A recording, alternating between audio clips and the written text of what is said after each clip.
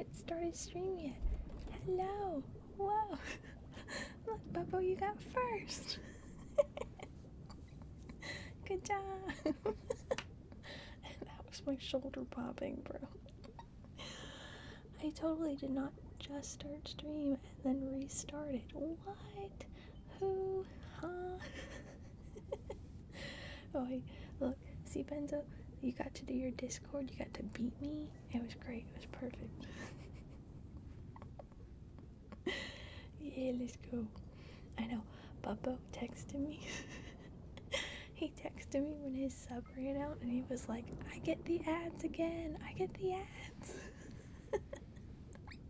It was funny. He's a goofy boy. Oy vey. But good evening. Whoa, how'd I jump to 17 viewers? Were you guys already here before? Before I did the oopsies? No one would ever know. I didn't bunk my mic. No, of course not. Hi, Dylan. Hello, good evening. We're gonna read, obviously. It's a Monday night. Benzo, you just gotta get quick. That's all it is. You gotta work on them fingers with that bad keyboard of yours. Oh, no.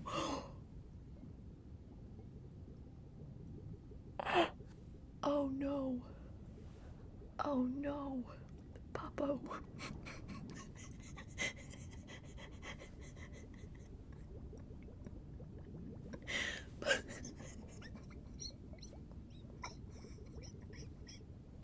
Oh my god.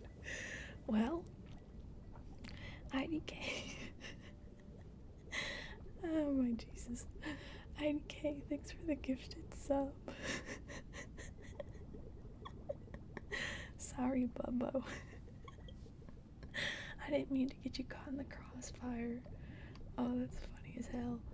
Oopsies. Okay, let me see. Okay. There you go. Kaboom.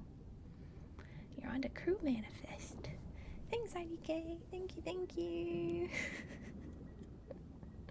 Send a hooray and thank them. Yeah, you want the ads. You're so funny. Sorry. But look, get mad at IDK. Don't get mad at me. It wasn't. Oh, whoa. Hi, Crystal and Polly. Thank you. Thank you for the 6 months. Wow. It's crazy. Thank you so much. That's amazing. Thank you, thank you. Let me put you on up here on my crew manifest. Hold on.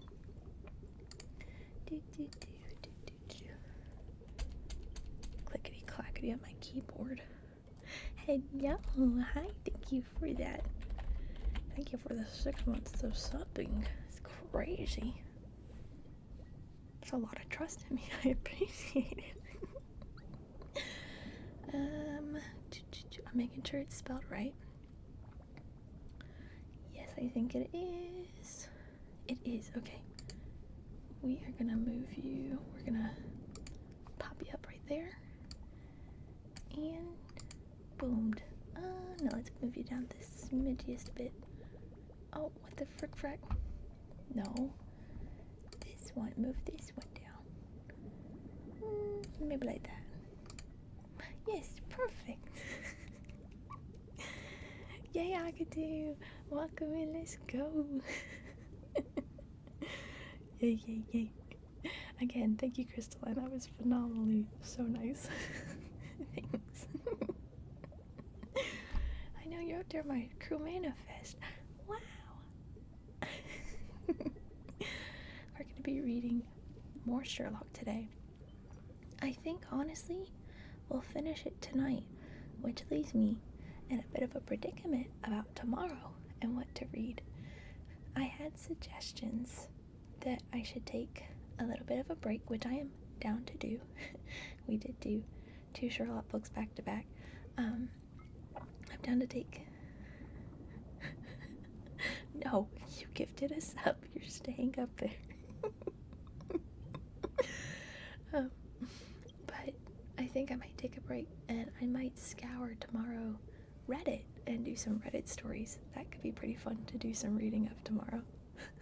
So I think if anybody has suggestions, you are more than welcome to suggest Reddit stories to me for reading. I just ask that it's nothing like inappropriate or obviously anything that would go against the rules. So anything that's hate speech or anything by any chance, you are welcome to suggest them to me in my Discord if you would like. That way I can see them, because I don't think you can send links here in the chat, so we'll do that tomorrow. But for now, let's go ahead and pull up our book for Sherlock. Yay! That's what you get, Blue. It's crazy. Silly. Why don't I have that list automated? Papa. I don't want to learn stream pod. Can you write a hate speech about yourself? Oh, my bathroom door is closed and yet my toilet is so loud. Irk. I mean, if you want, you could. Whatever floats your boat. Wait. Alright, guys. We're gonna keep reading The Sign of the Four. I can assist you. Okay. Alright, so this is chapter 12. The Strange Story of Jonathan Small. A very patient man was the inspector in the cab, for it was a weary time before I rejoined him. His face clouded over when I showed him the empty box. Oh, that's right. They had just found the treasure that was stolen, and then it turns out that it was empty.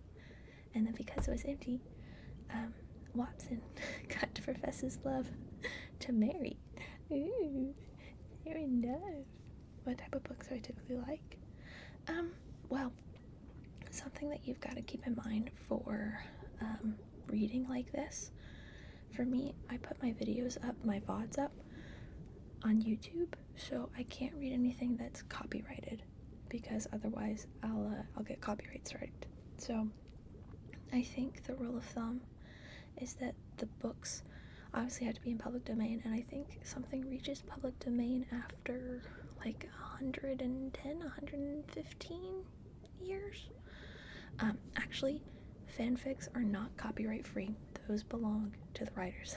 That is copyrighted. Fanfictions are not allowed. Crazy stuff.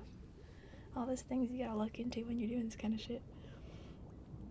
But read boat manuals, right? That would definitely put people to sleep. It wouldn't want people to stay in and interact.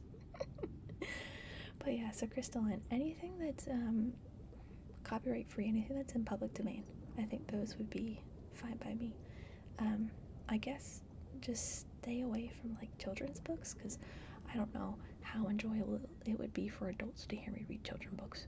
So, you know. I'm down for anything though. Okay. Horror manuals are also copyrighted? That's crazy. There goes the reward, said he gloomily.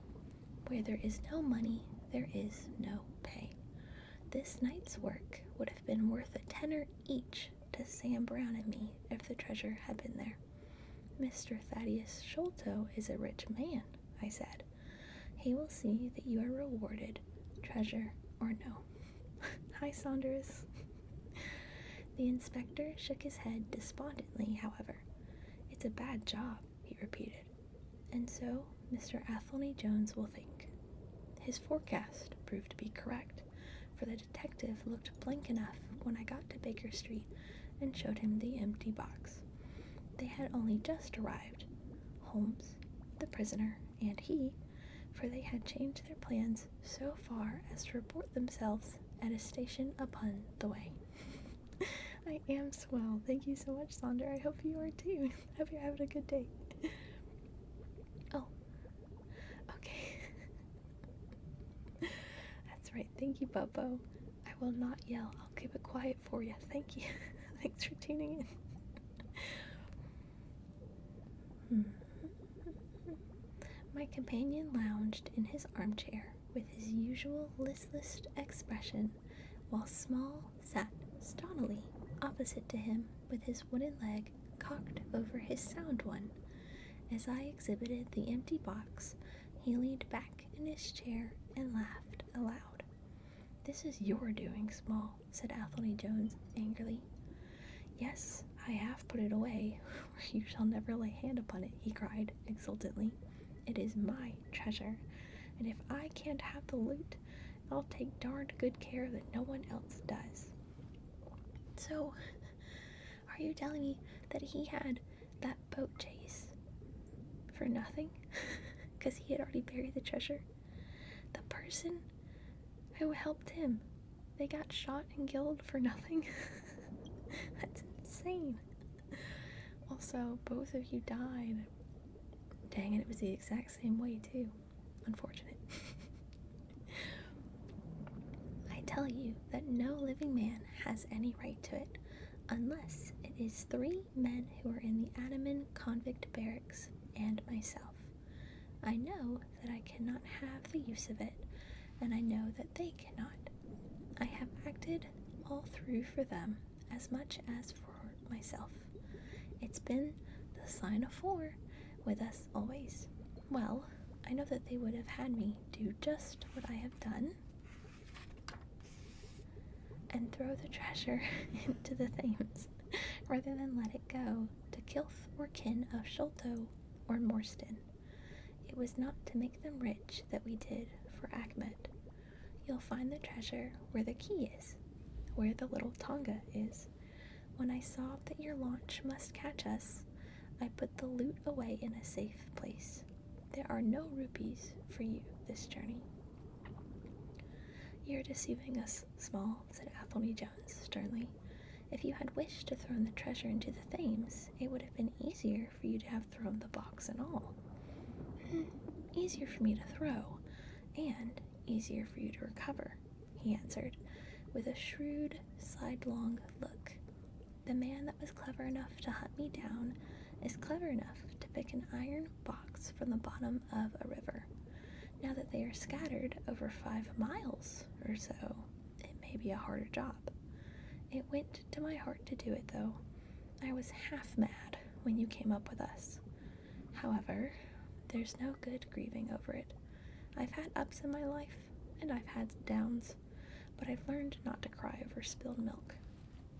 "This is a very serious matter, Small," said the detective. "If you had helped justice in 30 years... Okay, let me write that down on my calendar. In 30 years, I'll read Lord of the Rings. And also in my calendar is what? In 109 years, I'll read 50 Shades of Grey for you too, Benzo? Something like that. I've got 2 things on my calendar for you. I got you."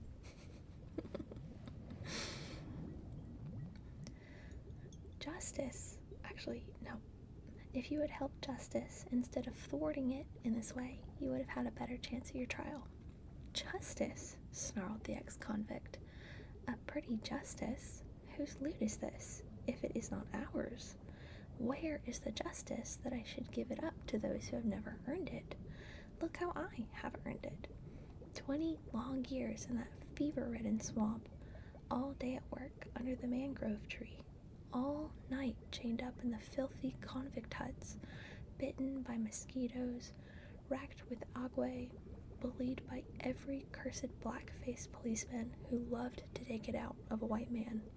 That was how I earned the Agra treasure. And you talk to me of justice because I cannot bear to feel that I have paid this price only that another may enjoy it. I would rather swing a score of times or have one of Tonga's darts in my hide than live in a convict's cell and feel that another man is at his ease in a palace with the money that should be mine." Small had dropped his mask of stoicism, and all this came out in a wild whirl of words, while his eyes blazed and the handcuffs clinked together with the impassioned movement of his hands. I could understand, as I saw the fury and the passion of the man, that it was no groundless or unnatural terror which had possessed Major Sholto when he first learned that the injured convict was upon his track. "You forget that we know nothing of this," said Holmes quietly. "We have not heard your story, and we cannot tell how far justice may originally have been on your side. Well, sir, you have been very fair-spoken to me, though I can see that I have you to thank that I have these bracelets upon my wrist. Still, I bear no grudge for that. It is all fair and above board. If you want to hear my story, I have no wish to hold it back. What I say to you is God's truth, every word of it. Thank you. You can put the glass beside me here, and I'll put my lips to it if I am dry." Oh no, I am a Worcestershire, the famous hard to say word. I am a Worcestershire, that's what we're going with, man myself, born near Pershore. I dare say you would find a heap of Smalls living there now if you were to look. 96% chance, that's pretty high. I have often thought of taking a look around there, but the truth is that I was never much of a credit to the family, and I doubt if they would be so very glad to see me. They were all steady, chapel-going folk, small farmers, well-known and respected over the countryside, while I was a bit of a rover. At last, however, when I was about 18, I gave them no more trouble, for I got into a mess over a girl and could only get out of it again by taking the Queen's shilling and joining the 3D Buffs, which was just starting for India. Oof, 82% chance. That's a bit rough. I wasn't destined to do much soldiering, however. I had just got past the goose step and learned to handle my musket when I was a fool enough to go swimming in the Ganges. Luckily for me, my company sergeant, John Holder, was in the water at the same time, and he was one of the finest swimmers in the service. "Oh, Saunders, you lived!" Good stuff. A crocodile took me just as I was halfway across and nibbled off my right leg as clean as a surgeon could have done it, just above the knee. Oh yeah, why is it pegleg? What with the shock and the loss of blood, I fainted and should have drowned if Holder had not caught hold of me and paddled for the bank. I was 5 months in hospital over it, and when at last I was able to limp out of it with this timber toe strapped to my stump, I found myself invalid out of the army and unfitted for any active occupation. I was, as you can imagine, pretty down on my luck at this time, for I was a useless cripple, though not yet in my 20th year. However, yeah, you know what? You were attacked and you survived barely conscious. You might also have a peg leg. The shark might have nibbled off your leg too. Crocodile, shark, yeah, same thing. However, my misfortune proved to be a blessing in disguise. A man named Applewhite, who had come out there as an indigo planter, wanted an overseer to look after his coolies and keep them up to their work. He happened to be a friend of our colonel's, who had taken an interest in me since the accident. To make a long story short, the colonel recommended me strongly for the post, and as the work was mostly to be done on horseback, my leg was no great obstacle, for I had enough kneecap left to keep good grip on the saddle. What I had to do was to ride over to the plantation to keep an eye on the men as they worked, and to report the idlers. The pay was fair, I had comfortable quarters, and altogether I was content to spend the remainder of my life in indigo planting. Mr. Applewhite was a kind man, and he would often drop into my little shanty and smoke a pipe with me, for white folk out there feel their hearts warm to each other as they never do here at home. Well, I was never in luck's way long. Suddenly, without a note of warning, the Great Mutiny broke upon us. 1 month, India lay as still and peaceful, to all appearance, as Surrey or Kent. The next, there were 200,000 black devils let loose, and the country was a perfect hell. Of course, you know all about it, gentlemen. A deal more than I do, very like, since reading is not in my line. I only know what I saw with my own eyes. Our plantation was at a place called Mathura, near the border of the northwest provinces. Night after night, the whole sky was alight with the burning bungalows, and day after day, we had small companies of Europeans passing through our estate with their wives and children on their way to Agra, where were the nearest troops. Mr. Applewhite was an obstinate man. He had it in his head that the affair had been exaggerated, and that it would blow over as suddenly as it had sprung up. There he sat on his veranda, drinking whiskey pegs and smoking cheroots, while the country was in a blaze about him. Of course, we stuck by him, I and Dawson, who, with his wife, used to do the bookwork and the managing. Well, one day, the crash came. I had been away on a distant plantation and was riding slowly home in the evening when my eye fell upon something all huddled together at the bottom of a steep nullah. Hi Penguin, thank you so much for the follow.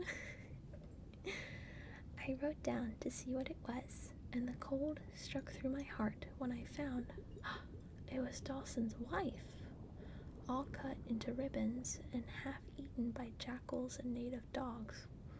A little further up the road, Dawson himself was lying on his face, quite dead, with an empty revolver in his hand, and 4 sepoys lying across each other in front of him. I remained on my horse, wondering which way I should turn, but at the moment I saw thick smoke curling up from Applewhite's bungalow and the flames beginning to burst through the roof. I knew then that I could do my employer no good, but would only throw my own life away if I meddled in the matter. From where I stood, something good. From where I stood, I could see hundreds of the black fiends with their red coats still on their backs, dancing and hollering around the burning house. Some of them pointed at me, and a couple of bullets sang past my head, so I broke away across the paddy fields and found myself late as night safe within the walls at Agra. As it proved, however, there was no great safety there either. The whole country was up like a swarm of bees. Wherever the English could collect in little bands, they held just the ground that their guns commanded. Everywhere, oh, you got a legendary. Nice. Good job, chillin'. Everywhere else, they were helpless fugitives. It was a fight of the millions against the hundreds. And the cruelest part, thank you so much for the headband. Thank you. Everywhere else, they were helpless fugitives.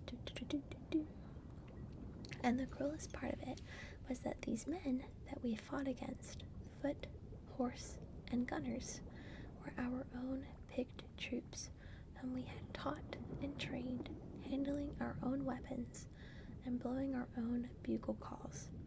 At Agra, there were the 3D Bengal Fusiliers, some 6, 2 troops of horse, and a battery of artillery.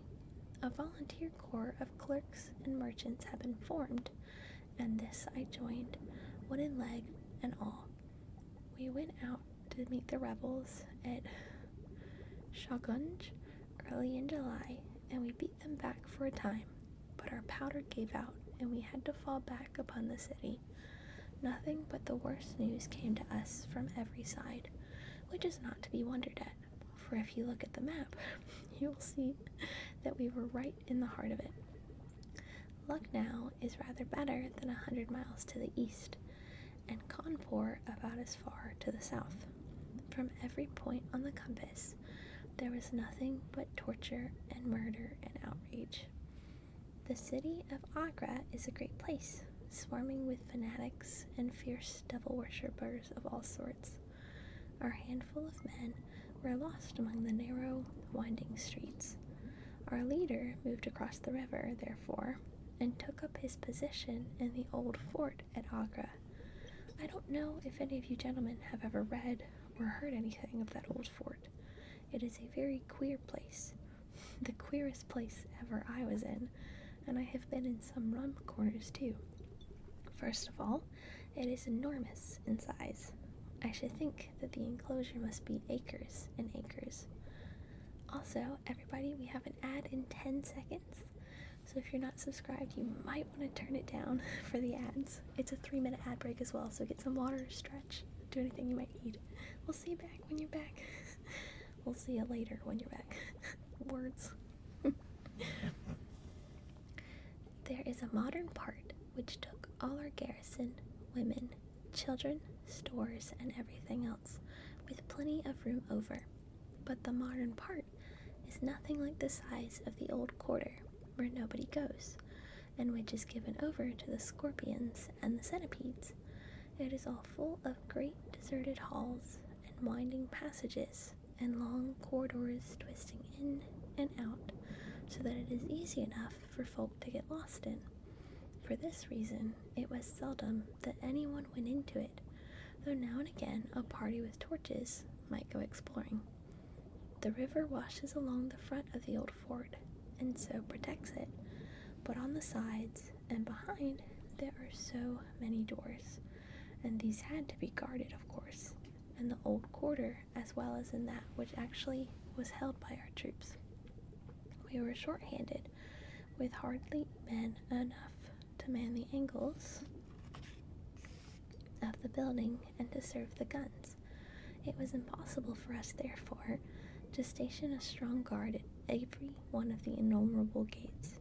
What we did was to organize a central guardhouse in the middle of the fort, and to leave each gate under the charge of 1 man and 2 or 3 natives. I was selected to take charge during certain hours of the night of a small isolated door up on the southwest side of the building. 2 sick troopers were placed under my command, and I was instructed, if anything went wrong, to fire my musket when I might rely upon help coming at once from the central guard. As the guard was a good 200 paces away, however, and as the space between was cut up into a labyrinth of passages and corridors, I had great doubts as to whether they could arrive in time to be of any use in case of an actual attack. Well, I was pretty proud at having this small command given to me, since I was a raw recruit, and a game-legged one at that. Hi Ragnaro, thank you so much for the follow. Good evening. For 2 nights, I kept the watch with my Punjabis. They were tall, fierce-looking chaps, Muhammad Singh and Abdullah Khan by name, both old fighting men who had borne arms against us at Chilianwala. They could talk English pretty well, but I could get little out of them. They preferred to stand together and jabber all night in their queer sick lingo. For myself, I used to stand outside the gateway, looking down on the broad, winding river and on the twinkling lights of the great city. The beatings of drums, the rattle of tom-toms, and the yells and howls of the rebels, drunk with opium and with bang, were enough to remind us all night of our dangerous neighbors across the stream. Thank you for the headbands. Also, hi Ragnaro. Hey, welcome in. What's up? I hope you're having a good day. Every 2 hours, the officer of the night used to come around to all the posts to make sure that all was well. The 3rd night of my watch was dark and dirty, with a small driving rain. It was dreary work standing in the gateway, hour after hour in such weather. I tried again and again to make my 6 talk, but without much success. At 2 in the morning, the rounds passed and broke for a moment in the weariness of the night, finding that my companions would not be led into conversation, I took out my pipe and laid down my musket to strike the match.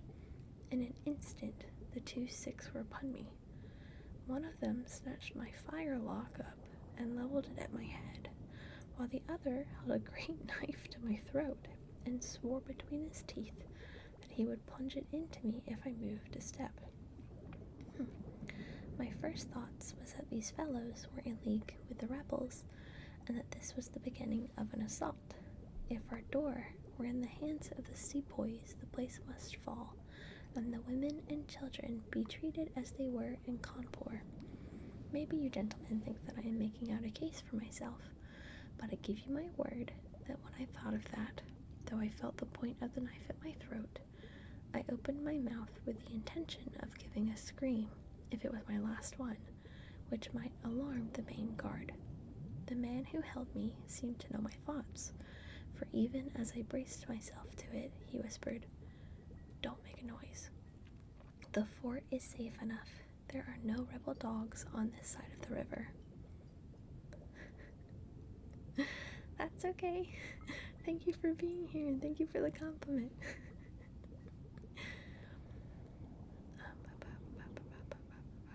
Okay, there was the ring of truth in what he said, and I knew that if I raised my voice, I was a dead man.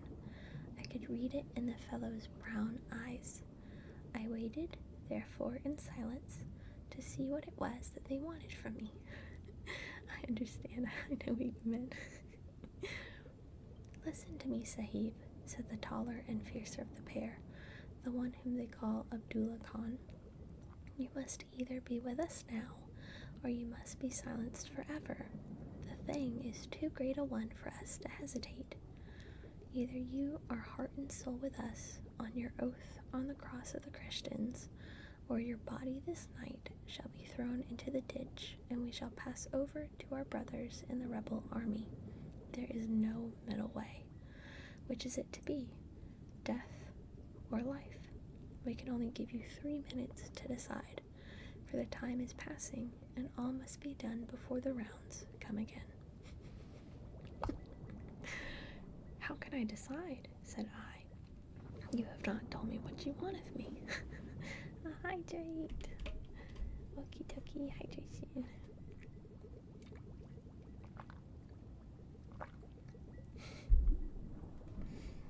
Thank you. Oh gosh. Oh no, not disguise.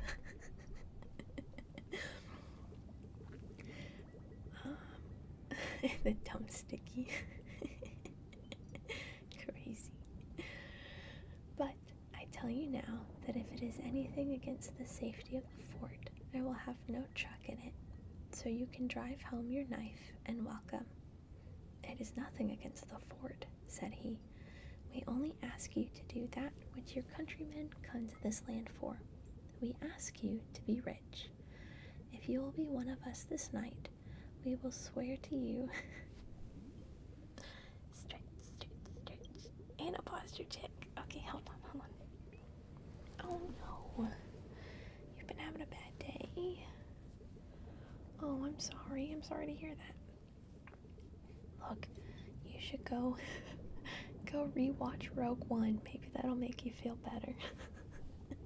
You were talking about it earlier, and that you love it, so maybe it'll make you feel better. But in all seriousness, see, there you go. In all seriousness, though, I hope you end up feeling better. Thank you for being here, Lark or not. I appreciate it. Oh, chillin', thank you so much. Let's go. Hi, Swinky. Welcome in. Okay, hold on. I gotta have chillin' up in here. Also, hi, I saw this boat now. Thank you for the lurk. Chillin' is right about here. A little tall. Yeah, that works for me. Jenny. Thanks. And yes, exactly. Have a good day, buddy. never watched it. I was wrong earlier in saying that I did. I need to watch it though. I was wrong, Banzo. That's all I'm saying. Wait, Faye. Okay. If you will be one of us this night, we will swear to you upon the naked knife and by the threefold oath which no sick has ever known to break, that you shall have your fair share of the loot. A quarter of the treasure shall be yours. We can say no fairer. But what is the treasure then? I asked. I am ready to be rich, as you can be, if you will but show me how it can be done. You will swear then, said he, by the bones of your father, by the honor of your mother, by the cross of your faith, to raise no hand and speak no word against us, either now or afterwards. I will swear it, I answered, provided that the fort is not endangered. Okay, he's breaking that vow right now, is he not? He's speaking ill will of them right now to Sherlock and the FBI agent.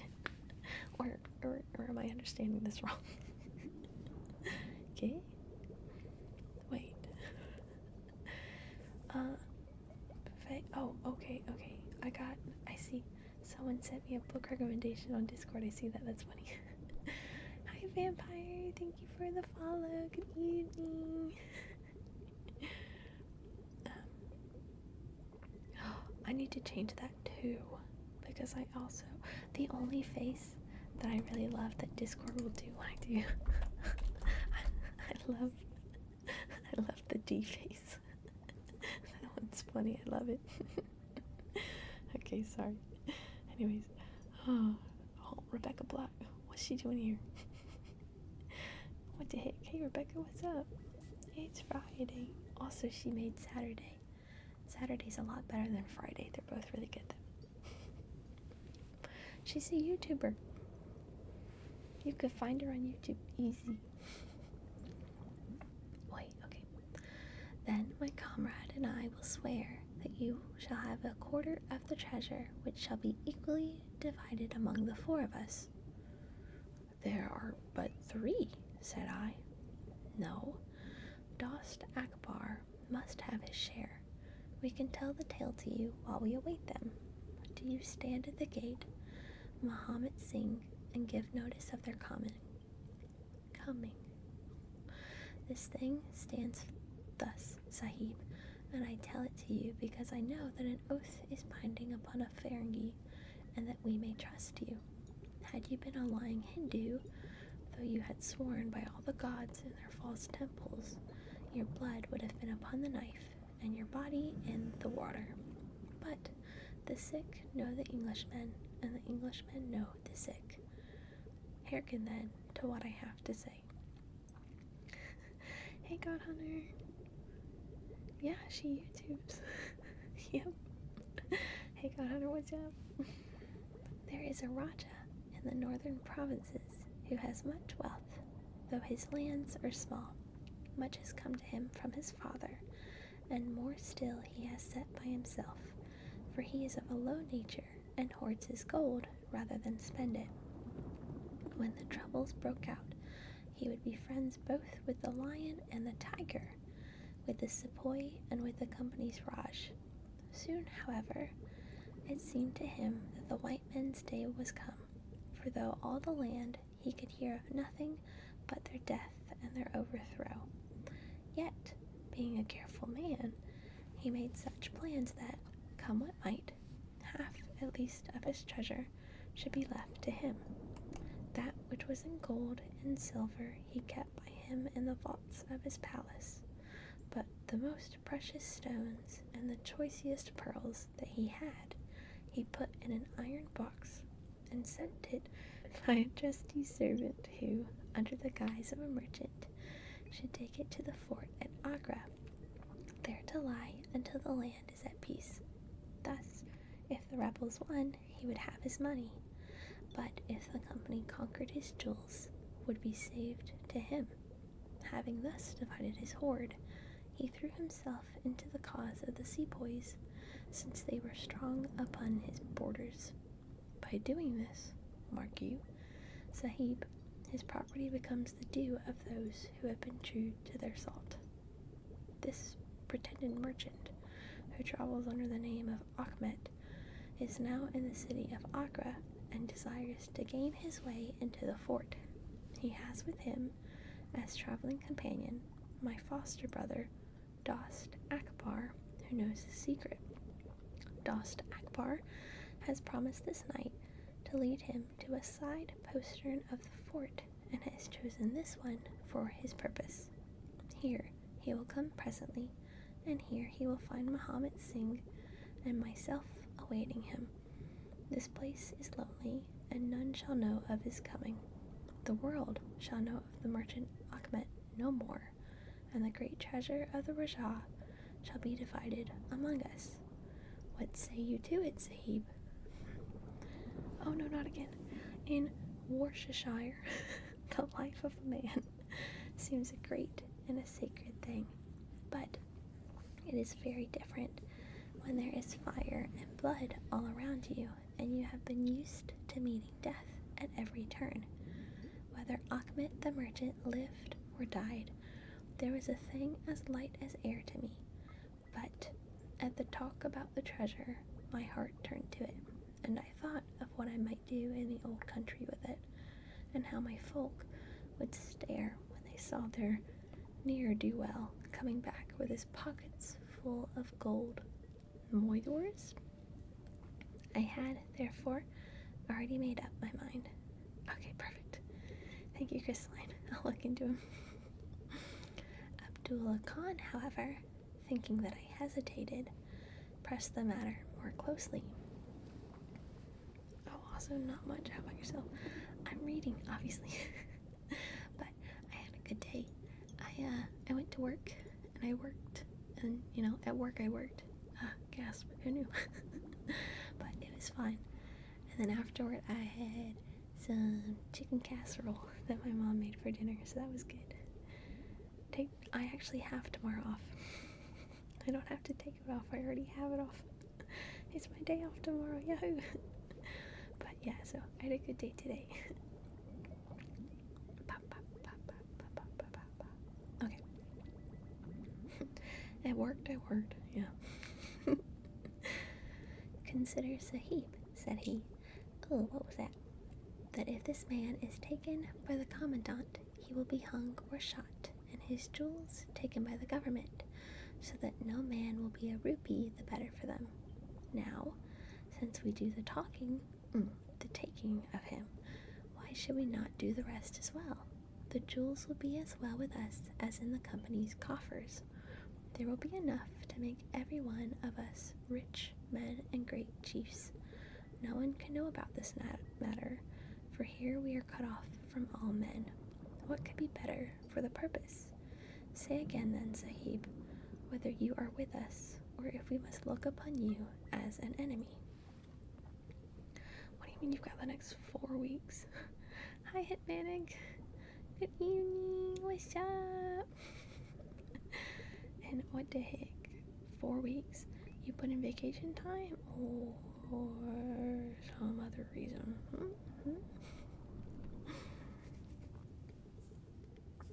I am with you, heart and soul, said I.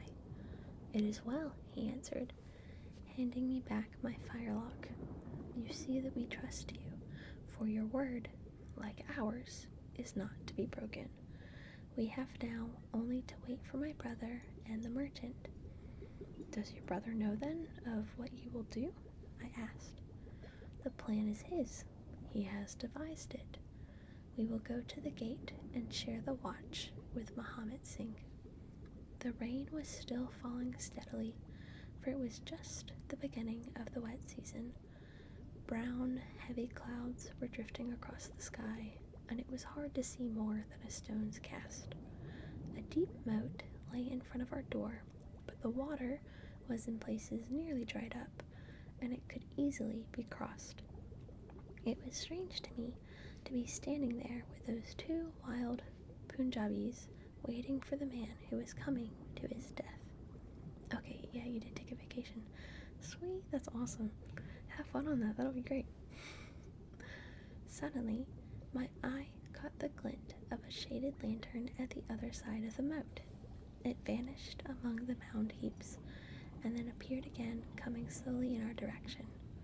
"Here they are," I exclaimed. "You will challenge him, Sahib, as usual," whispered Abdullah. "Give him no cause for fear. Send us in with him, and we shall do the rest, while you stay here on guard. Have the lantern ready to uncover, that we may be sure that it is indeed the man." The light had flickered onwards, now stopping and now advancing, until I could see two dark figures upon the other side of the moat. I let them scramble down the sloping bank, splash through the mire, and climb halfway up to the gate before I challenged them. "Who goes there?" said I in a subdued voice. "Friends," came the answer. I uncovered my lantern and threw a flood of light among them.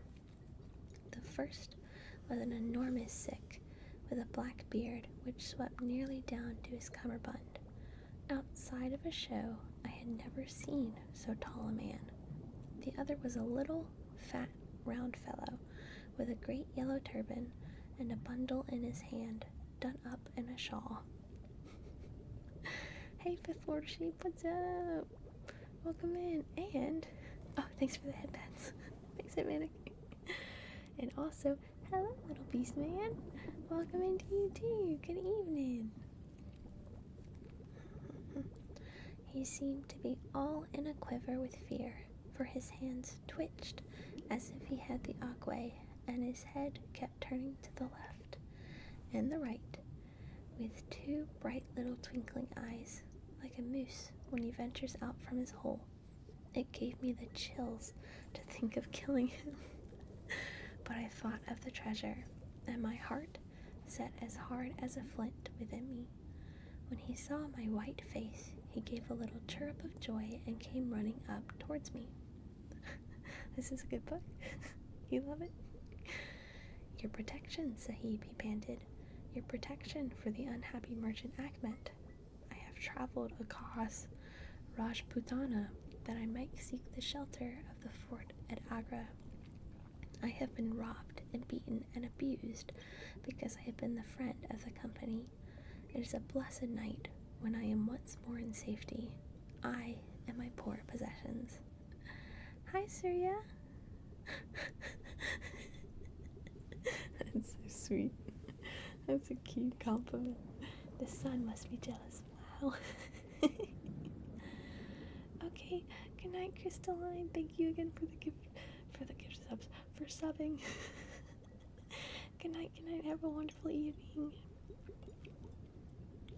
Oh, Surya, that's a good one. You're in here with all the good little eye compliments. I love it. But welcome in. "What have you in the bundle?" I asked.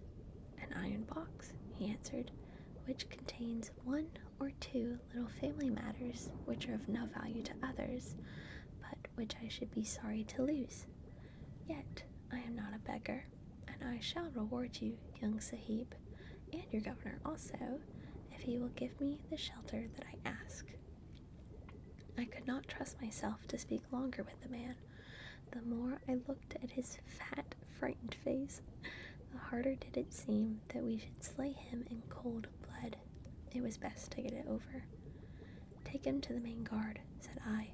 The two Sikhs closed in upon him on each side, and the giant walked behind while they marched in through the dark gateway. Never was a man so compassed round with death.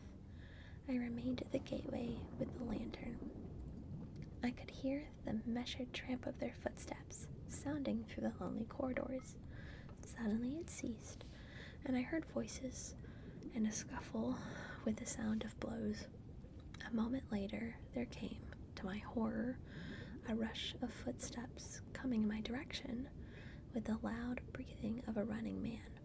I turned turned my lantern down the long, straight passage, and there was the fat man, running like the wind, with a smear of blood across his face, and close at his heels, bounding like a tiger, the great black-bearded sick, with a knife flashing in his hand.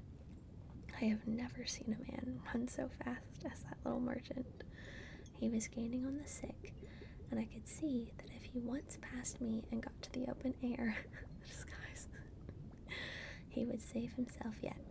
My heart softened to him, but again, the thought of his treasure turned me hard and bitter. I cast my firelock between his legs as he raced past, and he rolled twice over like a shot rabbit. Ere he could stagger to his feet, and the sick was upon him, and buried his knife twice into his side. Oh. The man never uttered moan nor moved muscle, but lay where he had fallen. I think myself that he may have broken his neck with a fall. You see, gentlemen, that I am keeping my promise. I am telling you every work of the business, just exactly as it happened, whether it is in my favor or not. Making sure we're all caught up. Yeah, we are. Perfect. Also, no, God Hunter, your heart. You don't have the other side of your heart to finish it out. It's cut in half every time. Oh no. You need the other half. He stopped and held out his manacled hands for the whiskey and water which Holmes had brewed for him. For myself, I confess that I had now conceived the utmost horror of the man, not only for this cold-blooded business in which he had been concerned, but even more for the somewhat flippant and careless way in which he narrated it. Whatever punishment was in store for him, I felt that he might expect no sympathy from me. Sherlock Holmes and Jones sat with their hands upon their knees, deeply interested in the story, but with the same disgust written upon their faces. He may have observed it, for there was a touch of defiance in his voice and manner as he proceeded. It was all very bad, no doubt, said he. I should like to know how many fellows in my shoes would have refused a share of this loot when they knew that they would have their throats cut for their pains. Besides, it was my life, or his, when once he was in the fort. If he had got out, the whole business would come to light, and I should have been court-martialed and shot as likely as not, for people were not very lenient at a time like that. Get on with your story, said Holmes shortly. Well, we carried him in, Abdullah, Akbar, and I. A fine weight he was, too, for all that he was so short. Mohammed Singh was left to guard the door. We took him to a place where the six had already prepared. It was some distance off, where a winding passage leads. Hi, Cactus Bong. Hello, good evening. Where a winding passage leads to a great empty hall. Another stretch. Okay. Stretch. Thank you. The brick walls of which were all crumbling to pieces. The earth floor had sunk in at one place, making a natural grave, so we left Achmet the merchant there, having first covered him over with loose bricks. Yeah, stretch. This done, we all went back to the treasure. It lay where he had dropped it when he was first attacked. The box was the same. Hi, Gringo XD? Gringo? Either way, thank you so much for the follow. The box was the same, which now lies open upon your table. A key was hung by a silken cord to that carved handle upon the top. We opened it, and the light of the lantern gleamed upon a collection of gems, such as I have read of and thought about when I was a little lad at Pershore. Hydrate. I didn't have a hydrate. It was blinding to look upon them. When we had feasted our eyes, we took them all out and made a list of them. There was 143 diamonds, wow, of the first water, including one which had been called, I believe, the Great Mogul, and is said to be the second largest stone in existence. Then there were 97 very fine emeralds and 170 rubies, some of which, however, were small. There were 40 carbuncles, 210 sapphires, 61 agates, and a great quantity of beryls, onyxes, cat's eyes, turquoises, and other stones, the very names of which I did not know at the time, though I have become more familiar with them since. Besides this, there were nearly 300 very fine pearls. Wow, that's a lot. 12 of which were set in a gold coronet. By the way, these last had been taken out of the chest and were not there when I recovered it. After we had counted our treasures, we put them back into the chest and carried them to the gateway to show them to Muhammad Singh. Then we solemnly renewed our oath to stand by each other and be true to our secret. We agreed to conceal our loot in a safe place until the until the country should be at peace again, and then to divide it equally among ourselves. There was no use dividing it at present, for if gems of such value were found upon us, it would cause suspicion, and there was no privacy in the fort, nor any place where we could keep them.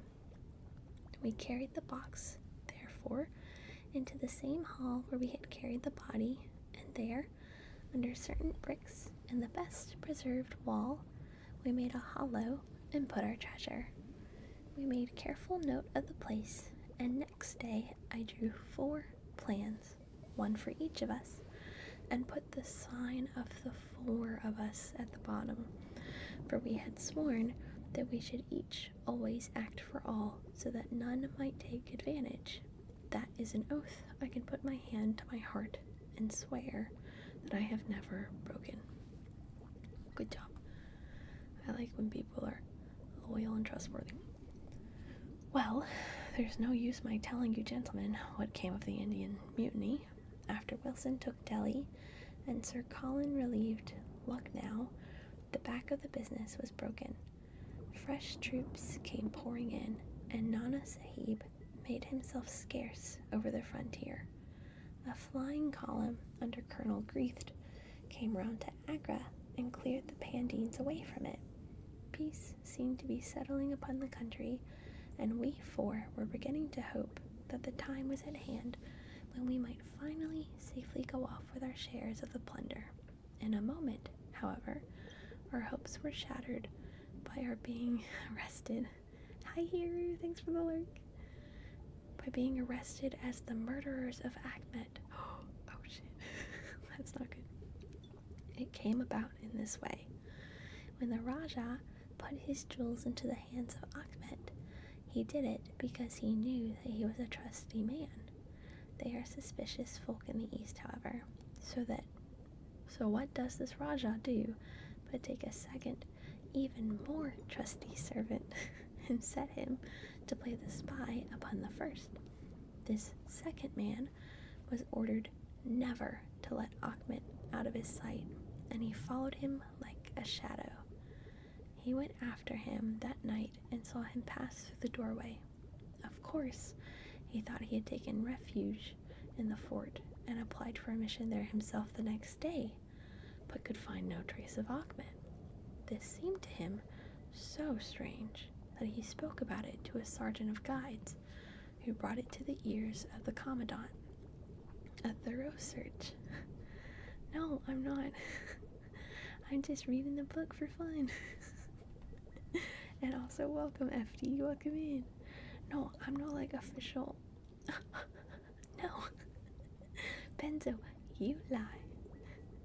No, I'm not. Thanks, FD Poo, for the follow.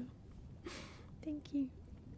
When I was a child, my dream job was to be a voice actor. I wanted to be an English voice actor for animes. That was my dream. I was like, yeah, this is what I want to do. Oh my god, I can do a phenomenal R2-D2 scream, but I cannot do it on ASMR. That would be way too loud. I I would absolutely like destroy your ears. Hi Zinzagen, thank you so much for the follow. And thank you so much for the compliment, FD. That's sweet. Oh gosh, was I on the left side of the page or on the right side of the page? Oh no. Hold on. I was on the right side. Hi Coptus Pong, welcome, welcome. Thank you for the compliment, God Hunter. Compliments all around. Ah. Okay. Okay. A thorough search was quickly made and the body was discovered. Thus, at the very moment that we thought that all was safe, we were all four seized and brought to trial on a charge of murder. 3 of us, because we had held the gate that night, and the 4th, because he was known to have been in the company of the murdered man. Not a word about the jewels came out at the trial, for the Rajah had been deposed and driven out of India, so no one had any particular interest in them. The murder, however, was clearly made out, and it was certain that we must all have been concerned in it. The 3 Sikhs got penal servitude for life, and I was condemned to death, though my sentence was afterwards commuted into the same as the others. Why was he given death? What the frick? Oh, you're fine, FD. No need to apologize. You're good. It was rather a queer position that we found ourselves in then. There we were, all 4 tied by the leg and with precious little chance of ever getting out again, while we each held a secret which might have put each of us in a palace if we could only have made use of it. It was enough to make a man eat his heart out, to have to stand the kick and the cuff of every petty jack in office, to have rice to eat and water to drink when that gorgeous fortune was ready for him outside, just waiting to be picked up. It might have driven me mad. Hey Brennan, thanks for the headbands. Appreciate it.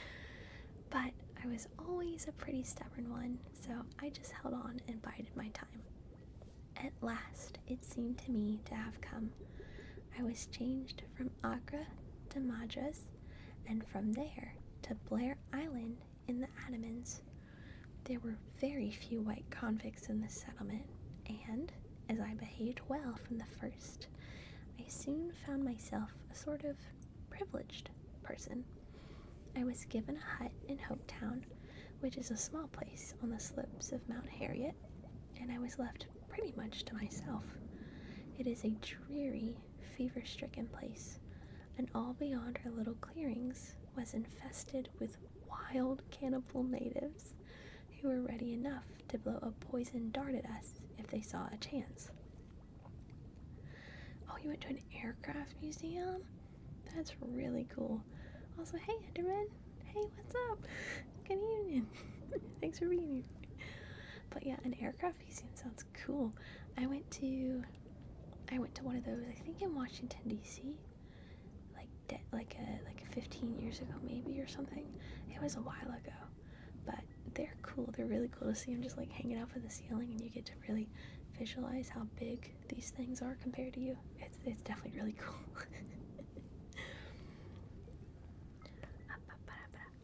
There was digging and ditching and yam planting and a dozen other things to be done, so we were busy enough all day, though in the evening we had a little time to ourselves.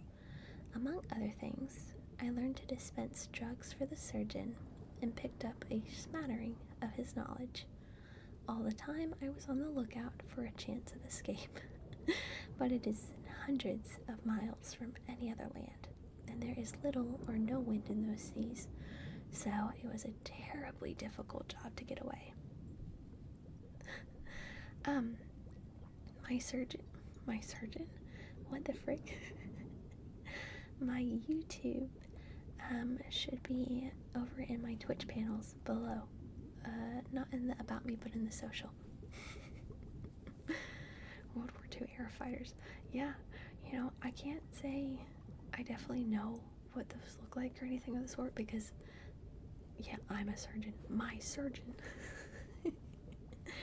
But I'm not like super into aircrafts or anything, but I think it is probably really cool to see those things and see how much they represent the history of that time and everything of the sort. I'm sure it's really cool to really go and inspect and be in awe of. The surgeon, Mr. Somerton, was a fast, sporting young chap, and the other young officers would meet in his rooms of an evening and play cards. The surgery, where I used to make up my drugs, was next to his sitting room, with a small window between us. Often, if I felt lonesome, I used to turn out the lamp in the surgery, and then, standing there, I could hear their talk and watch their play. I am fond of a hand at cards myself, and it was almost as good as having one to watch the others. There was Major Sholto, Captain Morstan, and Lieutenant Bromley Brown, who were in command of the native troops, and there was the surgeon himself, and 2 or 3 prison officials, crafty old hands who played a nice, sly, safe game. A very snug little party they used to make. Okay, Brennan, thanks for the lurk. Wait, God, Hunter, no way you just did drugs. Good night, Brennan. Have a good evening. Well, there was one thing which very soon struck me, and that was that the soldiers used always to lose and the civilians to win. Mind, I don't say that there was nothing unfair, but so it was. These prison chaps had done little else than play cards ever since they had been at the Adamants, and they knew each other's games to a point, while the others just played to pass the time and threw their cards down anyhow. Night after night, the soldiers got up poorer men, and the poorer they got, the more keen they were to play. Oh, Delphix! Thank you! Thank you so much for the sub! Hold on, let me pop you in here. Hold up, I got you. Ka-chow. If you, bleh, my darn keyboard is so loud. Do. Perfect. Where are we gonna put you? We're gonna put you, I think that's a little too low. No, maybe not if I enlarge you. Let's maybe just this. Oh, well, now that's definitely too low. What the frick? Right there. Perfect. Yay. Thanks for the sub, Delphix. Thank you. Hi, Boba Fish. What's up? But if you can't tell, after the last ASMR stream where I was very scuffed with these subscription things, I did a little preparing beforehand for this one, so it's not big pop up on my screen anymore. Hi, Boba. Oh, did it. Okay. I do wonder why the guards are intentionally losing and thus losing their money. That's what I'm not understanding, but we'll figure that out. The book always tells us. It never leaves us wondering. It always answers our questions. Yeah, Delphix, Axo Jam. It's a fun remote. Okay. Night after night, yep. Major Sholto was the hardest hit. He used to pay in notes and gold at first, but soon it came to notes of hand and for big sums. He sometimes would win for a few deals, just to give him heart, and then the luck would set in against him worse than ever. All day he would wander about as black as thunder, and he took to drinking a deal more than was good for him. Wait, the way I was reading it was that they were intentionally losing. Right? Wait, right? Unless he's just saying that they're genuinely shit at playing these card games. Because I wouldn't imagine that if he's intentionally losing, he would be getting upset and becoming an alcoholic. But he said that they're very sly, good players. So strange. Yeah, that's weird, isn't it? Huh, okay. Alright. One night, he lost even more heavily than usual. I was sitting in my hut when he and Captain Morstan came stumbling along on the way to their quarters. They were bosom friends, those two, and never far apart. The Major was raving about his losses. "It's all up, Morstan," he was saying as they passed my hut. "I shall have to send in my papers. I'm a ruined man." "Nonsense, old chap," said the other, slapping him upon the shoulder. "I've had a nasty face for myself, but..." That was all I could hear, but it was enough to set me thinking. A couple of days later, Major Schulte was strolling on the beach, so I took the chance of speaking to him. "I wish to have your advice, Major," said I. "Well, Small, what is it?" he asked, taking his cheroot from his lips. "I wanted to ask you, sir," said I, "who is the proper person to whom hidden treasure what should be handed over? I know where 500,000 worth lies, and, as I cannot use it myself, I thought perhaps the best thing that I could do would be to hand it over to the proper authorities, and then perhaps they would get my sentence shortened for me." "500,000, Small," he gasped, looking hard at me as if I was in earnest. "No, Powers. No, I am not reading the Fortnite Survival Guide book." Yeah, I love Fortnite. And I don't have VIP. I don't have VIP. Oh my god, wait, Nick. Wait, like the Nick that I know, question mark, or thank you for the follow. Thank you, Powers, for the follow. Like the Nick that I know, like the one who I told I was like 86 with like, yes. Oh my god, hey Nick, what's up? Yeah, I'm 86 with like 6 children, don't you know? And I'm not lying, that's the truth. He's silly. Well, welcome in. Thanks for finally coming to one of my streams. Let's go. Awesome to see you. Oy vey. Okay. Quite that, sir. In jewels and pearls. It lies there ready for anyone. And the queer thing about it is that the real owner is outlawed and cannot hold property, so that it belongs to the first comer. To government, Small, he stammered. To government? But he said it in a halting fashion, and I knew in my heart that I had him. "You think then, sir, that I should give the information to Governor General?" said I, quietly. Well, you must not do anything rash, or that you might repent. Let me hear all about it, Small. Give me the facts."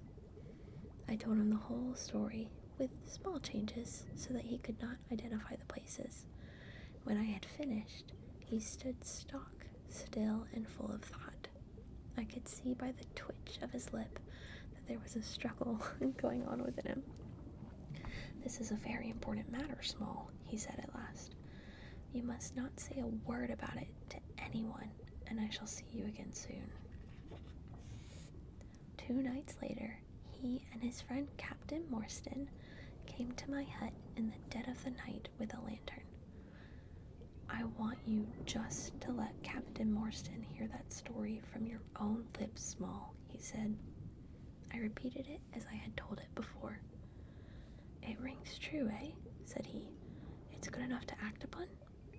Captain Morstan nodded. "Look here, Small," said the Major. "We've been talking it over, my friend here and I, and we have come to the conclusion that this secret of yours is hardly a government matter after all, but is a private concern of your own, which, of course, you have the power of disposing of as you think best. Now the question is, what price would you ask for it? We might be inclined to take it up, and at least look into it if we could agree as to terms." He tried to speak in a cool, careless way, but his eyes were shining with excitement and greed. Now, of course, this is not in the book. Of course, I did not just read that in a cool manner. I read that as very eager to get his hands on it, but we'll ignore that. Why? Asked that gentleman, I answered, trying also to be cool, but feeling as excited as he did. There is only one bargain which a man in my position can make. I shall want you to help me to my freedom, and to help my 3 companions to theirs. We shall then take you into partnership, and give you a 5th share to divide between you. Huh, said he, a 5th share? That is not very tempting. Oh no, I drink. Okay. Oh yeah, big goals. It would come to 50,000 apiece, said I. But how can we gain you your seat? What the frick? Oh my god, Kari, bless you. My dog is sneezing. I'm so sorry, my dog's sneezing. Bless you, Kabar. And I don't know where she's going. I don't know what she's doing. I think she might be going to get water. No, she's just gonna lay beside the water bowl. Okay. Hi, tiny cake pup. What's up? Hey, my dog's a girl. They say bless you. Copper, they say bless you. Okay.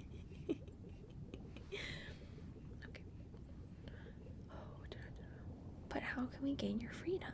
You know very well that you ask an impossibility. Nothing of the sort, I answered. I have thought it all out to the last detail. The only bar to our escape is that we can get no boat fit for the voyage, and no provisions to last us for so long a time. There are plenty of little yachts and yawls at Calcutta or Madras, which would serve our turn well. Do bring one over. We shall engage to get aboard her by night, and if you will drop us on any part of the Indian coast, you will have done your part of the bargain. It's okay, Jillian. It's okay. If there were only one, he said. None or all, I answered. We have sworn it. The 4 of us must always act together. Thanks for the alert, God Honor. You see, Morstan, said he, Small is a man of his word. He does not flinch from his friend. I think we may very well trust him. It's a dirty business, the other answered. Yet, as you say, the money would save our commissions handsomely. Well, Small, said the Major, we must, I suppose, try and meet you. We must first, of course, test the truth of your story. No, tell me where the box is hid, and I shall get leave of absence and go back to India in the monthly relief boat to inquire into the affair. No, because then he's just going to steal it. He's just going to steal the money. Not so fast, said I, growing colder as he got hot. I must have the consent of my 3 comrades. I tell you that it is 4. Bong, bong, bong, bong, bong, bong. It is 4 or none of us. Nonsense, he broke in. What have 3 black fellows to do with our agreement? Black or blue, said I. They are in with me, and we all go together. Well, the matter ended by a second meeting, at which Muhammad Singh, Abdullah Khan, and Dost Akbar were all present. We talked the matter over again, and at last we came to an agreement. We were to provide both the officers with charts of the part of the Agra fort, and mark the place in the wall where the treasure was hid. Major Sholto was to go to India to test our story. If he found the box, he was to leave it there, to send out a small yacht provisioned for a voyage, which was to lie off of Rutland Island, and to which we were to make our way, and finally to return to his duties. Captain Morstan was then to apply for leave of absence to meet us at Agra, and there we were to have a final division of the treasure. he taking the major share as well as his own.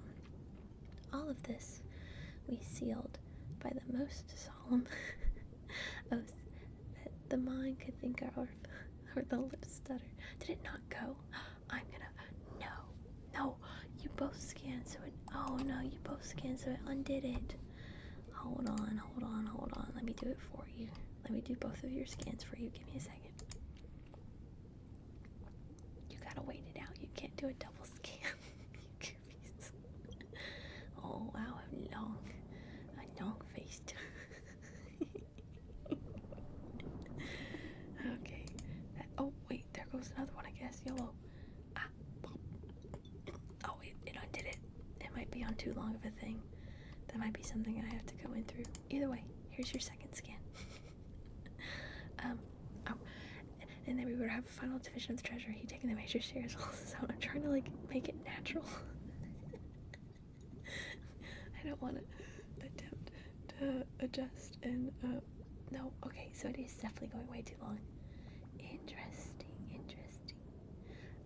I can fix that later. I'm not gonna worry about it right now. The job is done. I'm all the way on this side of the screen. It doesn't reach me in time, so it's fine. Okay. All this we sealed by the most solemn oaths that the mind could think, or the lips utter. I sat up all night with paper and ink, and by the morning I had the 2 charts all ready, signed with a sign of 4, that is, of Abdullah, Akbar, Muhammad, and myself. Well, gentlemen, I weary you with my long story, and I know that my friend Mr. Jones is impatient to get me safely stowed in Choki. I shall make it as short as I can. The villain Sholto went off to India, but he never came back again. Captain Morstan showed me his name among a list of passengers in one of the mail boats very shortly afterwards. Absolutely not. Nope. Oh gosh, sorry. The Apple AI. She thought I called for her. She was gonna be so loud. Oh, she scares me. Wait. Hey, Jern Will, thank you so much for the lurk. Okay, one of the mailboats very shortly afterwards. His uncle had died, leaving him a fortune, and he had left the army, yet he could stoop to treat 5 men as he had treated us. Morstan went over to the Agra shortly afterwards and found, as we expected, hi Jeff, 28377366129. Thank you so much for the follow. As we expected, that the treasure was indeed gone. The scoundrel had stolen it all without carrying out one of the conditions on which we had sold him the secret. From that day, I lived only for vengeance. I thought of it by day, and I nursed it in night. It became an overpowering, absorbing passion within me. I cared nothing for the law, nothing for the gallows. To escape, to track down Sholto, to have my hand upon his throat. That was my one thought. Hey Jeff, what's up? Good evening. How are you tonight? Have you had a good day today? Or is it the start of a brand new day? Are you over, not in America, and it's actually, you just woke up? I don't know. Let me know. Tell me. It's either the night for you or it's the morning. Either way, I hope your day has been and goes well. Even the Agra treasure had come to be a smaller thing in my mind than the slaying of Sholto. Well, I have set my mind on many things in this life, and never one which I did not carry out. But it was weary years before my time came. I have told you that I had picked up something of medicine. One day, when Mr. Somerton was down with a fever, a little Andaman Islander was picked up by a convict gang in the woods. Oh, this is the guy that they work with. He was sick to death and had gone to a lonely place to die. I took him in hand, though he was as venomous as a young snake, and after a couple of months, I got him all right and able to walk. He took a kind of fancy to me then. I would hardly go back to his woods, but was always hanging about my hut. I learned a little of his lingo from him, and this made him all the fonder of me. Okay, so I hope you've had a good day then. Tonga, for that was his name, was a fine boatman and owned a big, roomy canoe of his own. When I found that he was devoted to me and would do anything to serve me, I saw my chance of escape. I talked it over with him. He was to bring his boat round on a certain night to an old wharf which was never guarded, and there he was to pick me up. I gave him directions to have several gourds of water and a lot of yams, coconuts, and sweet potatoes. He was staunch and true, was little Tonga. No man ever had a more faithful mate. At the night named, he had his boat at the wharf. As it chanced, however, there was one of the convict guards down there, a vile pathan who had never missed a chance of insulting and injuring me. I had always vowed vengeance, and now I had my chance. It was as if fate had placed him in my way that I might pay my debt before I left the island. He stood on the bank with his back to me and his carbine on his shoulder. I looked about for a stone to beat out his brains with, but none could I see. Then a queer thought came into my head and showed me where I could lay my hand on a weapon. I sat down in the darkness and unstrapped my wooden leg. Oh no. With 3 long hops, I was on him. He put his carbine to my shoulder, but I struck him full and knocked the whole front of his skull in. Oh no, guys, there's an ad. Oops, I forgot to warn people. Oops. Oops. You can see the split in the wood now where I hit him. Hi, apocalyptic aspiration. What's up? Good evening. Hello. Wait. It says you're a sub-gifter. Did you gift anonymously last time? Because I feel like I don't remember seeing that. If you gift anonymously, does it still tell people? Like, if it was apocalyptic? That'd be crazy. Oh no, you just changed your name. Oh. Well, hey, what's up? I see that you have 17 messages. I'm trying to freaking find out who it is. Oh, yes. You're,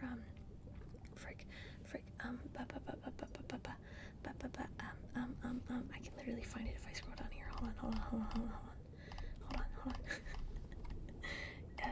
It's on my mind. It starts with a P. You had a P in your name. Guacamole. Pacatoni. Oh, I can't find it. Oh, well.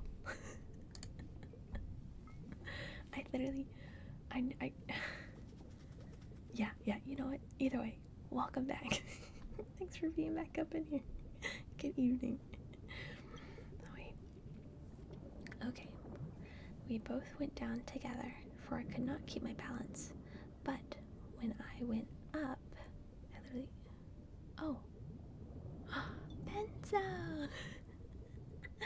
Benzo, thank you so much for the gifted sub! And to Nick, let's go. Hold on. Ka-chow. Oh my god, Benzo, your name is so small apparently. Ka-chow. How's that look? I think you could go over just a smidge. Oh. Perfect. And also, everybody give me... I know, I was trying so hard. Also, give me like 4 seconds.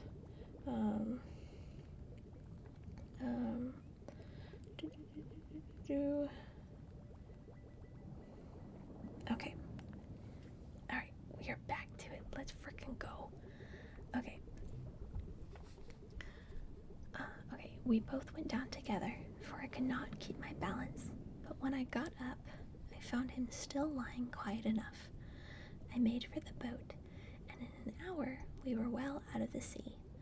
Tonga had brought all his earthly possessions with him, his arms and his gods, among other things. He had a long bamboo spear and some Andaman coconut matting, with which I made a sort of snail. Oh, sail. There's no N.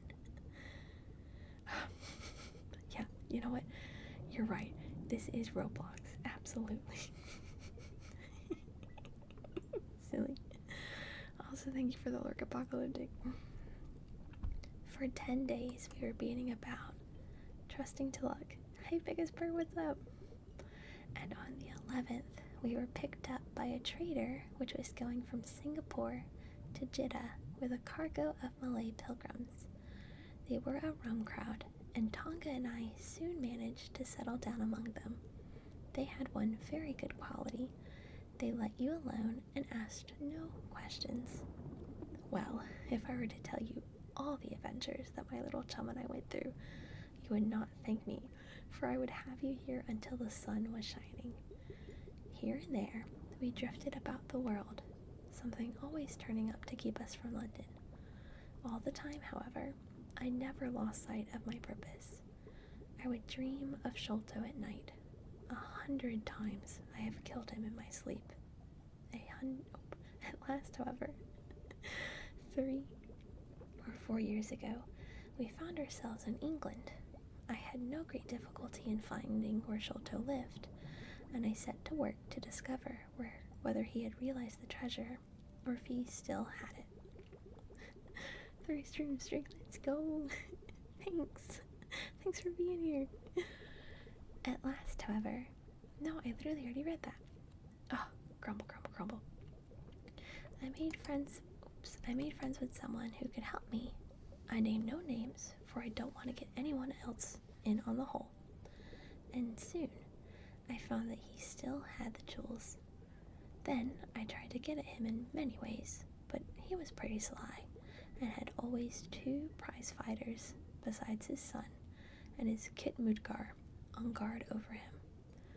One day, however, I got word that he was dying. I hurried at once to the garden, mad that he should slip out of my clutches like that, and, looking through the window, I saw him lying in his bed with his sons on each side of him. I had come through and taken my chance with the 3 of them, only even as I looked at him, his jaw dropped, and I knew that he was gone. I got into his room that same night, though, and I searched his papers to see if there was any record of where he had hidden our jewels. Hey, Laja, wake up. Woke up? What? Welcome back. What's up? Oh, my poor brain. Bedtime story. Wait. Yeah. Okay. There was not a line, however, so I came away bitter and savage as a man could be. Before I left, I bethought me that if I ever met my sick friends again, it would be a satisfaction to know that I had left some mark of our hatred. So I scrawled down the sign of the 4 of us, as it had been on the chart, and I pinned it on his bosom. It was too much that he should be taken to the grave without some token from the men whom he had wronged and befooled. No, you just distracted me. Also, okay, at first I thought I might be lagging, but I'm not. I think I'm cool. No, you just distracted me a little bit. It's okay. We earned a living at this time by my exhibiting poor Tonga at fairs. Oh no. And other such places as the Black Cannibal. He would eat raw meat and dance his war dance. So we always had a hatful of pennies after a long day's work. I still heard all the news from Pondicherry Lodge, and for some years there was no news to hear, except that they were hunting for the treasure. Welcome back, God Hunter. At last, however, came what we had waited for so long. The treasure had been found. Also, that was my phone. It was up top of the house in Mr. Bartholomew Sholto's chemical laboratory. I came at once and had a look at the place, but I could not see how, with my wooden leg, I was to make my way up to it. I learned, however, about a trap door in the roof, and also about Mr. Sholto's supper hour. It seemed to me that I could manage the thing easily through Tonga. I brought him out with me with a long rope wound around his waist. He could climb like a cat, and he soon made his way through the roof, but, as ill luck would have it, Bartholomew Sholto was still in the room, to his cost. Tonga thought that he had done something very clever in killing him, for when I came up by the rope, I found him strutting about as proud as a peacock. Very much surprised was he when I made at him with the rope's end and cursed him for a little bloodthirsty imp. I took the treasure box and let it down, and then slid down myself, having first left the sign of the 4 upon the table to show that the jewels had come back at last to those who had most right to them. Tonga then pulled up the rope, closed the window, and made off the way that he had come. I don't know that I have anything else to tell you. I had heard watermen speak of the speed of the Smith's launch, the Aurora, so I thought she would be a handy craft for our escape. I engaged with old Smith and was to give him a big sum if he got us safe to our ship. He knew, no doubt, that there was some screw loose, but he was not in our secrets. All this is the truth, and if I tell it to you, gentlemen, it is not to amuse you, for you have not done me a very good turn, but it is because I believe the best defense I can make is just to hold back nothing, but let all the world know how badly I have myself been severed by Major Sholto, and how innocent I am of the death of his son. A very remarkable account, said Sherlock Holmes. A fitting wind-up to an extremely interesting case. There is nothing at all new to me in the later part of your narrative, except that you brought your own rope. That I did not know. Oh no, not the glasses. Wait, Faye. By the way, I had hoped that Tonga had lost all his darts, yet he managed to shoot one at us in the boat. He had lost them all, sir, except the one which was in his blowpipe at the time. Ah, of course, said Holmes. I had not thought of that. Is there any other point which you would like to ask about? Said the convict affably. I think not, thank you, my companion answered. Well, Holmes, said Athelney Jones, you are a man to be humored, and we all know that you are a connoisseur of crime. But duty is duty, and I have gone rather far in doing what you and your friend asked me. I shall feel more at ease when we have our storyteller here safe under lock and key. The cab still waits, and there are 2 inspectors downstairs. I am much obliged to you both for your assistance. Of course, you will be wanted at the trial. Good night to you. Yes, Holmes just admitted to not thinking of something that's crazy. I was very surprised to read that. Normally he's on top of everything, so let's go. He can be humble here or there. Not often, but he can be apparently. Good night, gentlemen both, said Jonathan Small. You first, Small, remarked the wary Jones as they left the room. I'll take particular care that you don't club me with your wooden leg, whatever you may have done to the gentleman at the Andaman Isles. Well, and there's the end of our little drama, I remarked, after we had sat some time smoking in silence. I fear that it may be the last investigation in which I shall have the chance of studying your methods. Miss Morstan has done me the honor to accept me as her husband. Oh my god, 1 second.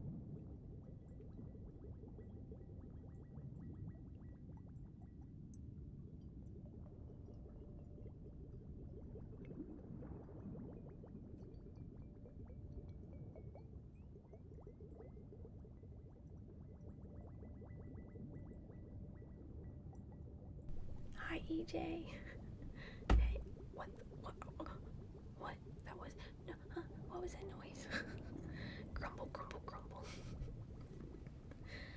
He's here. Let's see if we can hear him purr.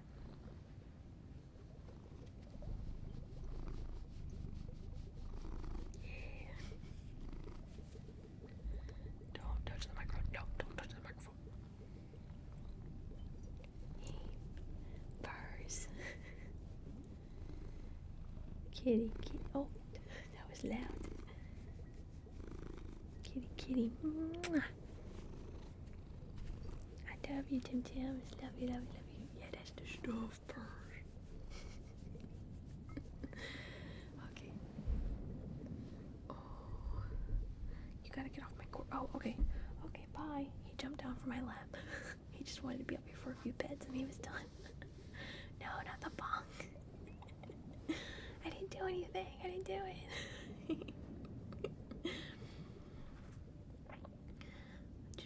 Miss Morstan has done me the honor to accept me as a husband in perspective. Let's go, Watson. Let's go. Oh, not the flick too. Guys. He gave a most dismissal groan. I feared as much, said he. I really cannot congratulate you. Thanks for the headbands. I was a little hurt. Timmy, if you could be quiet on the bed, that'd be fantastic. Arigato, gracias. Have you any reason to be dissatisfied with my choice? I asked. Not at all. I think she is one of the most charming young ladies I have ever met, and might have been most useful in such works as we have been doing. Tim, what you doing, baby? Where you going? What you doing? She had a decided genius that way. Witness the way in which she preserved that Agra plan from all the other papers of her father. But love is an emotional thing, and whatever is emotional is opposed to that true, cold reason which I place above all things. I should never marry myself, lest I bias my judgment. Yeah, my dog, her name is Kari, and Timmy is back. Hey Tim, what's up? What do you mean, what the fuck? Oh, your dog's Kira. Hi, Necrofire, maybe? Yeah? Thank you so much for the follow. My dog's name is Kari because it means covered in snow in Turkish. And she's a big white fluffy dog. And I didn't want to just name her like Snowball or something, you know. So I looked up like snow in different languages and I found that one in Turkish. So that's what her name is. Name them Fortnite. Got a number 1 victory royale. Yeah, Fortnite, we about to get down. Get down, 10 kills on the board right now. Just wiped out Tomato down. My friend just got down. I'm not gonna torture you guys for the rest of that. Yeah, dog. Yo, dog, come here. Hades is awesome. That's an awesome name. I love it. And what is Kira from? Like Kira, like Death Note Kira, or is her name Kira in Kingdom Hearts? Question mark. I can't remember. I didn't play it, but I know of it. Is that her name? Is her name Kira? I can't remember. Hi, Screamalope. Welcome in. Oh, gotta get back to the book. I trust, said I, laughing, that my judgment may survive the ordeal, but you look weary. Yes, the reaction is already upon me. I shall be as limp as a rag for a week. Strange, said I, how terms of what in another man I should call laziness alternate with your fits of splendid energy and vigor. Yes, he answered. Hey, Scramalope. There are in me the makings of a very fine loafer, and also of a pretty, spry sort of fellow. I often think of those lines of old Goethe? Oh God, more Latin or whatever the hell language this is. Is this German? I don't know. Guys, here we go. Skade darfst die Natur nur ihnen Mensch aus dir schuf, den zum Wordigen man or und zum Schelmen der Stoff. I've got no idea. German, okay, I hope I didn't cuss anybody out in German right there, sorry. By the way, oh my god, my book all the way up in my face. By the way, a propos of this Norwood business you see that they had, as I surmised, a confederate in the house who could be none other than Lao Rao, the butler. So Jones actually has the undivided honor of having caught one fish in his great haul. The division seems rather unfair, I remarked. You have done all the work in this business. I get a wife out of it. Jones gets the credit. Pray, what remains for you? For me, said Sherlock Holmes, there still remains the cocaine bottle. And he stretched his long white hand up for it. And with that, boom, we finished. We finished another book, everybody.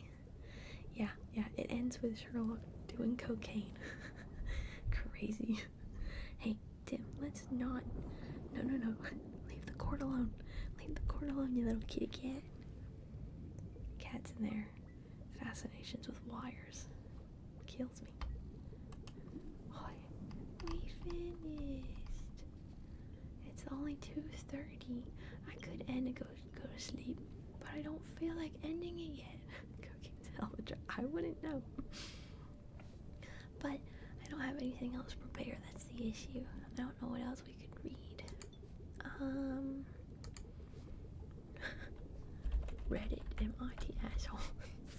I don't want to read Am I the Asshole? I mean, unless I do.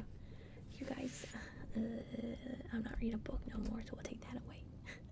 My diary? You don't want to hear my diary. You do not. I have been writing a diary, which I call a journal, because diary is too feminine. I don't like it. Hi, Big Boss. Thank you so much for the follow. But I have been writing a journal since I was 8. I am on my 10th journal. It has spanned many a years. Hey, Booba Sweat, welcome in. Welcome in. Just chatting. Calling Captain's Log. That's funny as heck. Oh, hey. Yeah. What are we gonna chat about? What are we gonna chat about? Tomorrow. Tomorrow's my day off. What am I doing on my day off? Well, I'm gonna sleep in.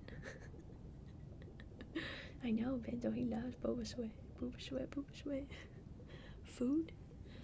Am I supposed to tell you my favorite food? My favorite food is split pea soup. We had a local, like, very small German bakery in my hometown growing up, and on Tuesdays their soup of the day would be split pea soup. So my mom and we would go on Tuesdays and we would get split pea soup with ham and turkey sandwich. So it was ham, turkey, and I can't remember what cheese it was. I'll just go with American cheese, with mayonnaise on I literally knew I had the name in my head, on sourdough bread. And so that was always our Tuesday meal, and I loved it. And then I can't remember if it was during COVID or if it was like right before COVID, but they shut down and now I can't have it anymore. And it makes me sad because if you go buy split pea soup from the store, it all has bacon in it, and this was just straight split pea soup. It was just like peas and carrots. It was amazing. It was beautiful. And I haven't had it the same way in, like, I don't know, 7 years. And I'm so sad. I miss it so much. I miss it. My poor split pea soup. Forever in my heart. And I know it's such a weird favorite food to have. but it's mine. Beyond that, though, also, I don't know what Rescuers Down Under is, but, rip indeed. Beyond the split pea soup, which I guess I should put it on. Should I change my category to just chatting? I don't know. Hold on. Because we are just chatting. I mean, it's still ASMR. No, I'll keep it as ASMR. Forget. Cancel. But I'm not reading anymore. Whatever. Who cares? If we're wanting a different favorite food, then I would probably have to say soft baked pretzels. I love salted pretzels so much. I love to go to Auntie Anne's and get me a pretzel at the mall. Beautiful, beautiful, beautiful. Squid, you're at the end of the stream, bro. I've already done all the reading. We're just kind of chilling out together until I feel like I'm done. It was an anime movie for when you were a kid. Way before I was born. I don't know. I'm 26. I was born in 2000, so I don't know. Maybe who's to say? But yeah. So there. That is my more normal food. Soft baked pretzel. You could still fall asleep to this. I can't say this is gonna take a long time. In my stream schedule, which is not like I keep up with the timing of it. Older than you thought I was. 1990. Yeah, that's a little bit younger than me. Oops, sorry, I didn't mean to be so loud with that. Gosh, what was I talking about? Oh no. Oh, poopy. Hi, FMMDYT. Hello, good evening. Oh yeah, in my stream schedule, which I don't stick to it in terms of the starting time. I say that I'm gonna start at midnight, but I don't. I always start at like 12:30. I'm always like 30 minutes late. But in the stream schedule, I did say that I would stream for 2 hours, so I at least want to try and do that. I want to stream for another 8 minutes, 7 minutes and 15 seconds, just to try and keep up with that. Plus, this gives me time to try and like suss out who to raid. What do you mean it's all bad? Oh, you went, you lost your gamble, that's why. And why, FMMDYT, why'd you say goodnight? You came in, said hello, and then instantly said goodnight. Crazy. Oh my god, chillin'. Oh, chillin'. Oh, chillin'. Thank you for the 5 subs. Thank you. That's so nice. Thank you for the sub goal. Yeah, let's go. That's awesome. That's very, very, very, very sweet of you. I appreciate it so much. In terms of seeing who's live, Arya and Klein are both live. Okay, Klein is playing Resident Evil, so that's gaming, so I won't raid him. But I can do Arya because she's doing ASMR. But I feel like I do them relatively often. What if I want to find someone new? Hold on. Maybe I'll see about someone new. Find a new person, make connections, say hello. Hold on, unless anybody has, oh, it expires today. Darn, you're almost on it. Does anybody have a suggestion before I try and just pick one? I am completely open to suggestions. It would have to stay in the ASMR scene though, just because I probably have some people who are sleeping and I don't want to be rude. Hey big boss, we're good as far as I know. How are you tonight? Are you doing good? Did you have a good day? Bellsprout. Let me see who that is. I don't know who that is. Ugh. My nose. I got Timmy Frol up in my nose. Twitch.tv. Yo, hey Jason. Hey, yo, shut up. Shut up. Did you hear that? It was on a different, oh gosh, do you hear this? And there was my dog. Did you hear that? What did I miss? You said that you were unaware of your subscription expiring.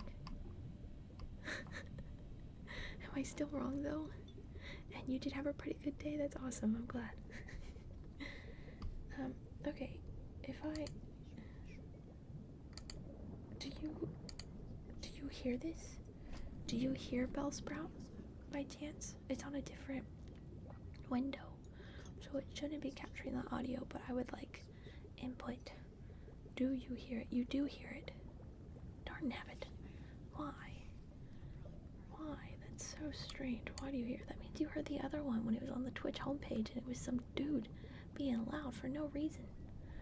It's because not everybody does ASMR. Okay, I don't mind her. She's very close to the camera, but I like her. She's cute. Oh, it is up close and personal. That makes sense. Oh my god, she's got 30,000 subscribers, 687 viewers. Bro. You want me to come in there with my 39 viewers to her 687? I'm so insignificant to her. I'm so insignificant. I'm like a little ant on the floor. She's a good one though. I will do it. Oh, and then you won the raffle, but then you lost the camera.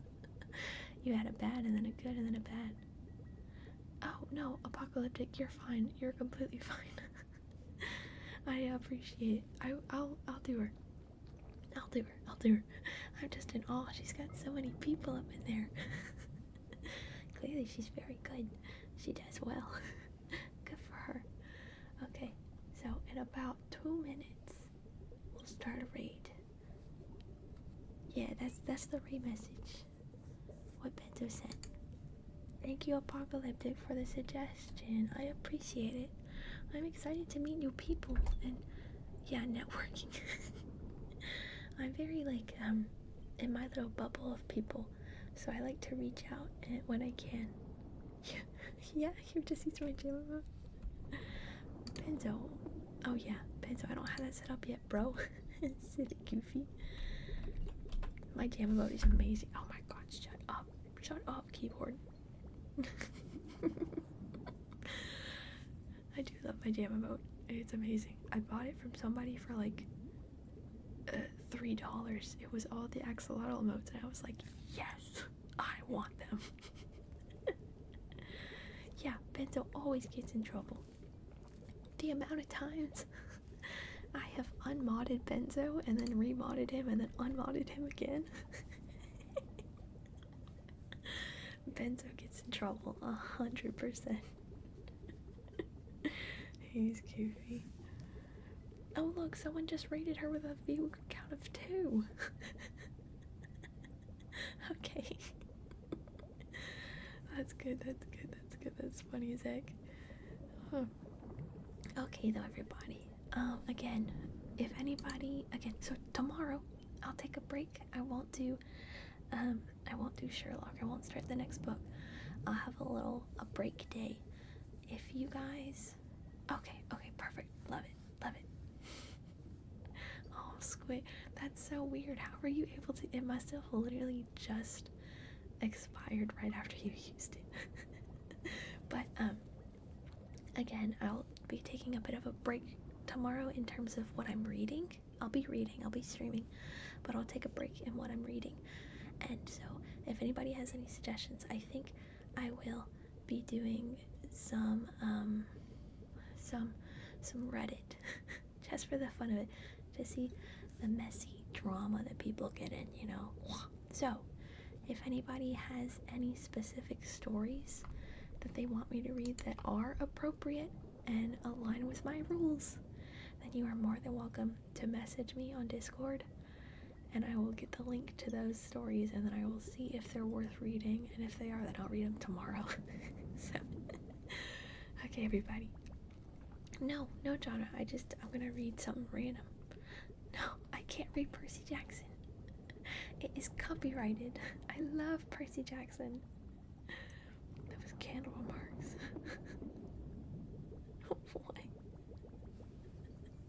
Wait, are you talking about when I was not gonna buy the candle and then everybody was telling me to buy the candle like the day after? You silly goobers. I can't buy a candle afterward, I'm sure someone got it. But okay, it's been 2 hours, we hit it. Throne. I should have bought the candle, you're right. I was told no and no one else said yes, so I didn't buy the freaking candle. But I don't necessarily think I can have candles just because I've got so many cats. I use wax melters because there's no open flame. Oh, hi, Immortal All Oaf Stealer. Thank you for the follow. Check my throne. I'll get the joke. Okay. Wait, 1 minute ago I received new gifts. Wait, what the heck? Huh? Okay. What? Huh? Wait, huh? What the hell? Oh my god. Not a surprise gift. I'm crying. This is funny as hell. Hold on. Does it tell me? Or do I have to wait for it to get here?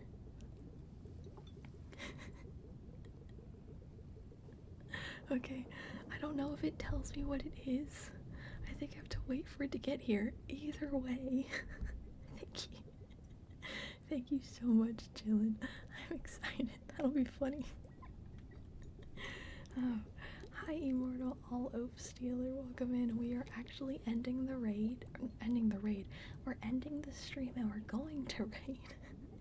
But I'll be back tomorrow if you would love to pop back in. Hi, Belgran. Thank you for the follow, too. If I like to call you Lofi. Okay, I'll try and remember that. It's a candle just for me. I will keep it in my bathroom where my cats can't get it. Oh, it's the same set? Oh, yum. Oh, it was like Christmas. It was fun. Okay, you gotta be careful. And in the future, it's always a yes from you. Okay, Hitmaning. I'll keep that in mind. Okay, gang. We're gonna raid. This is our raid message. The Fermata Fleet. Hi, Belgran. I'm ending stream, but I'll be here tomorrow if you would love to come watch. You're welcome, Skirmalope. Thank you for being here. That's the raid message, though, everybody. Okay?